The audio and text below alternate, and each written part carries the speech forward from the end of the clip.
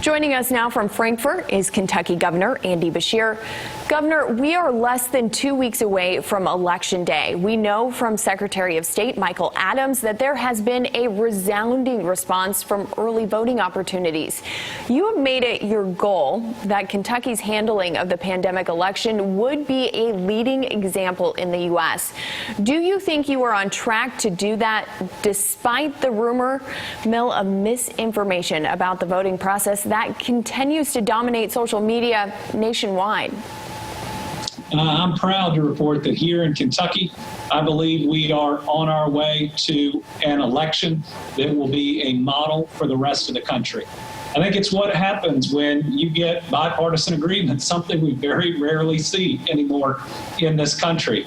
And that is myself and the Secretary of State, despite being of different parties, coming together and putting aside everything else, saying we've got a deadly pandemic.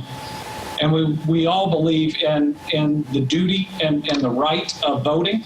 And we've got to make sure that we offer Kentuckians the opportunity to truly get out there and vote and select their leaders, but to do it safely. So we, in this general election, now have more ways to vote than ever before. There was a period where you could vote absentee. That's the way that my wife and I did it. We have early voting that's going on for 3 full weeks, including some Saturdays, and then we have voting on Election Day. There should be no excuses for Kentuckians. This is the year where everybody can choose their option, make their plan, decide when they're going to go and how they're going to do it. I think we're going to have a record-breaking election, and I hope we put all these things into state law, because it's not a Democrat or Republican thing. It is both a convenience thing for the voter, but it's also a good thing for democracy when more people vote. I'm really excited about this election.